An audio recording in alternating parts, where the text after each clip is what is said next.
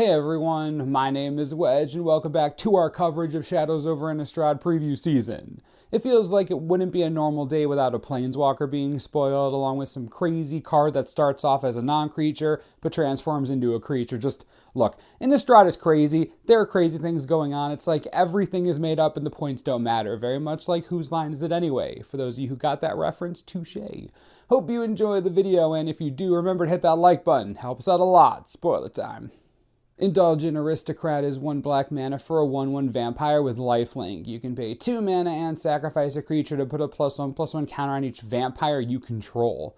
Wow, they're trying really hard to push vampires in this set. I really like the Aristocrat. It even has the name Aristocrat in it. All we need is an affordable replacement to Blood Artist, and oh man, that deck is coming right back. Big fan of this.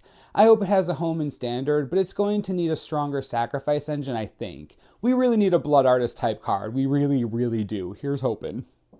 Olivia's Blood Sorin is 2 mana for a 2/1 vampire soldier with flying and a can't block. You can pay 1 red mana and target vampire gains haste until end of turn.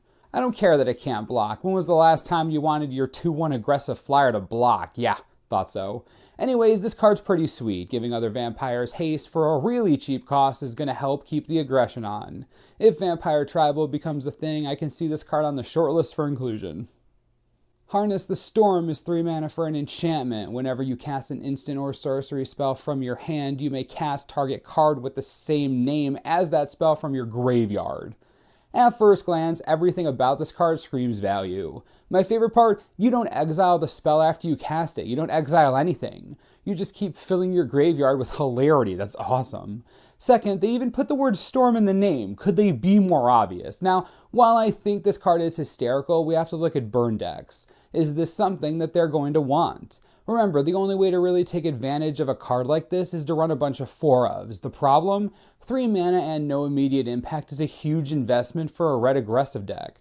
Definitely not something they're going to be excited about doing. Now, if you can generate card advantage and really get your spells slinging, then great, that's amazing. But this does require some setup. Red usually doesn't think that hard, it's up to you. Let me know what you think, I'm up in the air about it personally. Vessel of Volatility is 2 mana for an enchantment. You can pay 2 mana and sacrifice the vessel to add 4 red mana to your mana pool.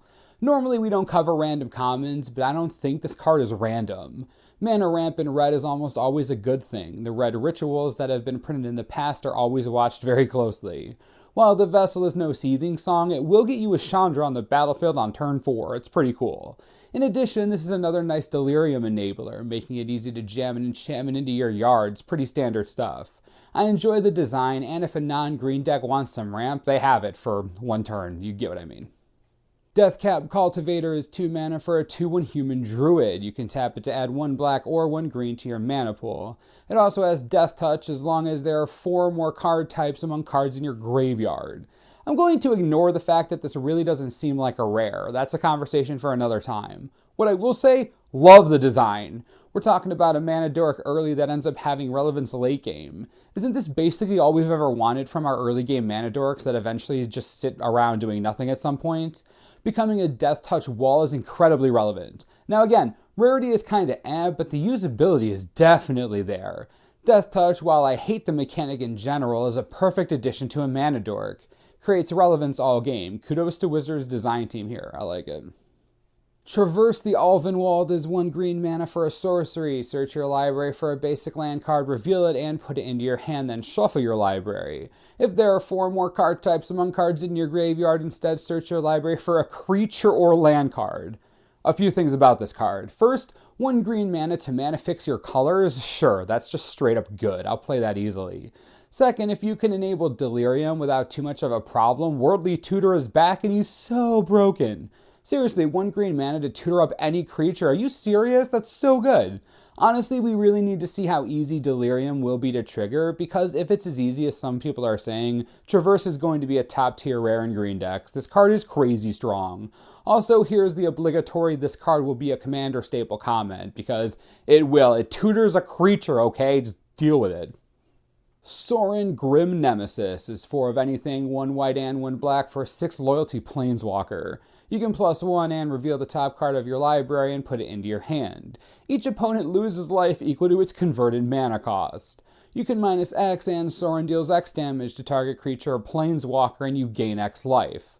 Lastly, you can minus 9 and put a number of 1/1 black vampire knight tokens with lifelink onto the battlefield equal to the highest life total among all players.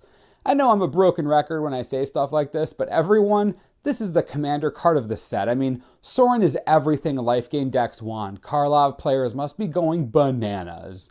Even Eiley players on Offensa with Doubling Season, Aloro, there are so many commanders I can think of that want a planeswalker like this. Sorin is gigantic, costs a crap load, and beats so many faces. Let's break it down. His +1 is incredibly powerful. Most people are focusing on the lose life clause, but remember, you're drawing a card with this ability. That's card advantage. I'll take that all day, and you get an additional benefit, pretty strong. But then again, it better be for a 6 mana cost walker that costs 2 different colors to play. The cost throws me a little bit, but he starts at such a high loyalty, and let's be honest, those abilities are nothing to scoff at. His minus X is versatile and could swing the game in your favor. Gaining life is pretty sweet after all. Now his minus 9 is incredibly tempting. The problem is that after you've +1 3 times, there's a good chance most everything is destroyed. Of course it might not be, but still, we're talking 3 triggers and no retaliation seems unlikely. Anyways, I'm not sure if this is going to see standard play. I honestly don't know. It is really expensive, but Chandra is seeing play and she's super expensive. Of course, her middle ability is arguably broken, so I don't know. All I do know, this is the best Commander Planeswalker to be printed in a while. It's so strong. Drownyard Temple is a non-basic land card that you can tap to add 1 colorless mana to your mana pool. You can also pay 3 mana and return it from your graveyard to the battlefield tapped. Time for Titania and Borborygmos players to have a collective party. Wow. The temple does something most cards never do, especially lands. It brings itself back. That's huge. Now, the ability isn't that flashy, so I think a lot of people are going to overlook this, but they really shouldn't. The ability to recur a land is huge. It's like a rampant growth or ruin in their wake from the graveyard. I think this is fantastic. In Standard, I expect to see it somewhere, but beyond that, I expect Legacy players to at least try using it. Think about the million land interactions in Legacy. I've heard some whispers already, that's all I'll say. Westvale Abbey is a non-basic land that you can tap to add 1 colorless mana to your mana pool. You can also pay 5, tap it, and pay 1 life to put a 1/1 white and black cleric token onto the battlefield. You can also pay 5 mana, tap it, and sacrifice 5 creatures to transform it into Ormendal Profane Prince and untap it. Ormendal is a 9/7 legendary creature demon with flying, haste, lifelink, and indestructible. Well, okay. Cleric Tribal, you're welcome. Gave Guru of Spores players, you're welcome. Black-White Tokens players, you might be welcome. Still up in the air about that one. The Abbey is a great way to bring additional value to the table when you've run out of cards to draw on your Tokens or Soul Sisters deck. It lets you poop out clerics whenever you want. The third ability, transforming it into a giant demon is quite strong against board wipes. Pretty nice insurance there. Now, you wouldn't sacrifice 5 creatures just to do it, but if your board is in danger, this is a nice backup plan that most people are going to have a hard time removing, especially if they aren't in white for Path to Exile. It's just a thought. We're almost done with this week's spoilers, and wow, we've seen so many ridiculous cards. Lands that flip into demons, planeswalkers who are really upset about everything. I won't lie, Innistrad looks like a terrible place to live. Seriously, just the worst. Anyways, let me know what you think about all of today's spoilers. What do you think of Sorin? Underwhelmed? Happy? I gotta know. As always, subscribe for the latest and most reliable Shadows over Innistrad spoiler information you could ever need. This is the Manosaurus. I'm Wedge. Thanks for watching. We'll see you next time. This video is brought to you in part by TCGplayer.com. Sorin has made it clear that he wants to be in Commander decks. I think we can all agree on that, so let's oblige him.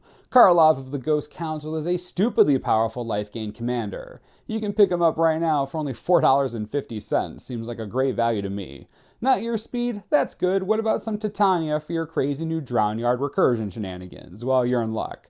Titania is selling for a whopping $2 on TCG Player. Yeah, I know, really cheap. Now is your chance to stock up on some sweet commanders. Click the links and help the channel out.